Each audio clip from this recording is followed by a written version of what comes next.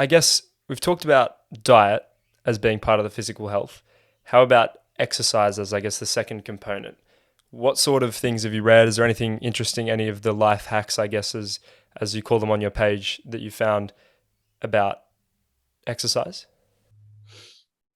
There is, but I don't remember them. There was one in particular. There's been a bunch there. If you want to check them out, just go on my page. But I don't remember them specifically.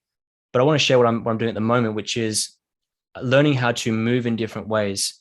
So, and this is just purely speculation. I don't know the science behind this or anything like that. Um, Movement patterns, right? So we go to the gym, we want to get in fit and in shape. We move in the same patterns. We do a bench press, we do a squat. We don't practice any different movements. And so what I've been doing a lot of is a lot of animal flow stuff, which is doing various movements. We have to learn different patterns of moving through the world from a physical standpoint. And what I felt personally for myself in this situation is I can feel my body, if that makes sense. I'm more in my body. I'm more grounded, but also feel sharper as well. So from a non-scientific point of view, just my opinion, if you want to step into a place of feeling more grounded and feeling more intelligent, at least from a subjective, my point of view, try doing more complex movements. A dancer, they go through, thousands of different movement patterns when they learn to dance. When we go to the gym, we probably do like, I don't know, 10, 15 or something like that. And just imagine what it's doing to your brain. Imagine how we're supposed to live as humans and how we did move, how we used to squat, how we used to move through space, and how we do now. We're sitting down on a chair for 9 hours of the day or whatever it is. How much are you moving? What movement patterns do you have? Yeah, I think so. There's kind of vertical and horizontal patterns of movement. So like horizontal would be the bench press, vertical might be a squat or something like that. But so you're focusing more on the transverse, where you're doing all sorts of different movements, whether they be weighted or not weighted, a little bit more like yoga or something would achieve. Yeah, I wouldn't call it yoga because I still even think that's quite rigid in my opinion. So it's what I'm specifically doing is a movement called the bear, the frogger, and also a monkey. And then you learning transitions between that and not trying to follow instructions of what someone is saying to do or don't do, but rather listen to my body intuitively. Where am I injured in my body? Where does it hurt? How can I find workarounds for that to still move in a certain pattern? How can I twist my body? How can I rotate my spine? How can I move through space more efficiently?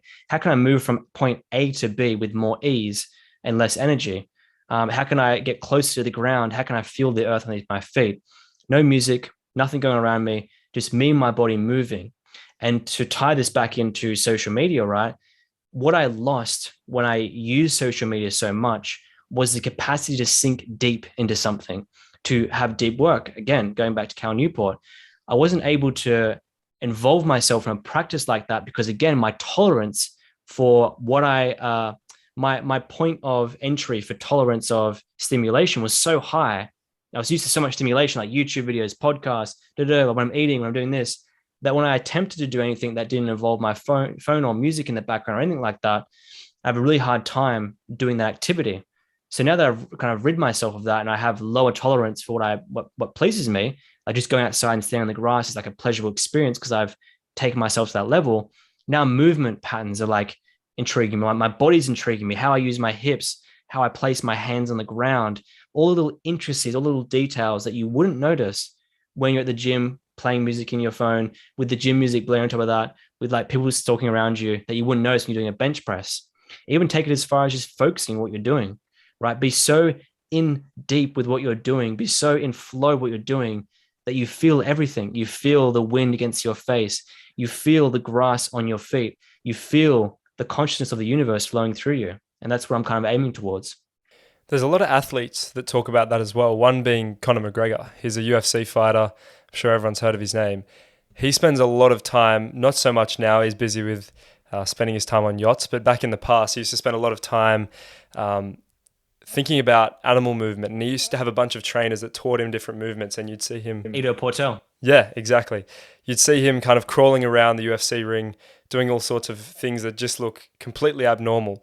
But he credits a lot of that to being able to be comfortable and in that flow state in the ring. And his probably most notable moment was when he knocked out Jose Aldo in 13 seconds. And that was actually with Ido Portal. After spending months of training with him, he credited his flow state and the fact that he was able to move so efficiently, so quickly, and kind of an out-of-body experience that was created from that, to the fact he was able to knock out a guy that hadn't been beaten in 10 years, but he knocked him out in 13 seconds. Yeah, and you see in the videos before, if you watch some of the clips of him and Ido Portal, he's bouncing back and forth, which he was at the start of the round. Even at the start of the round, he was moving on the ground, doing like the thing that I'm talking about, the monkey, right? And he's moving back and forth. And what that does is it takes the opponent off rhythm. So Jose Aldo's already in his head, like he's in his head, like, over invested on a shot, bounced back and forth, bounced in, hooked him, and you see it. And he's been practicing that movement, right? And I think the issue with Conor at the moment, just in my limited opinion, I'm not a fighter, is that he's so heavy on his feet now. He's become, the rigid kind of fighter that most people are in the UFC. And from what I see, like maybe Israel Adesanya is not like that. He's more of a Adesanya, as they say. He's more of a fluid fighter because he focuses on movement and dancing, right? He's a dancer. And Conor's, you saw in the Dustin Poirier fights, the both of them, that he was so like rigid and like so heavy on his front foot. And that's why he got those calf kicks. And he's, I don't know if he knows this, but I think he needs to go back to learning how to be more fluid. That's just my opinion. Maybe he knows, and he knows more than I do. I guarantee he does, because he's a fighter. Yeah, no, I 100% agree. You can notice significantly the changes, and I think that comes a lot down to how much time he's dedicating to movement rather than other things. So definitely very interesting.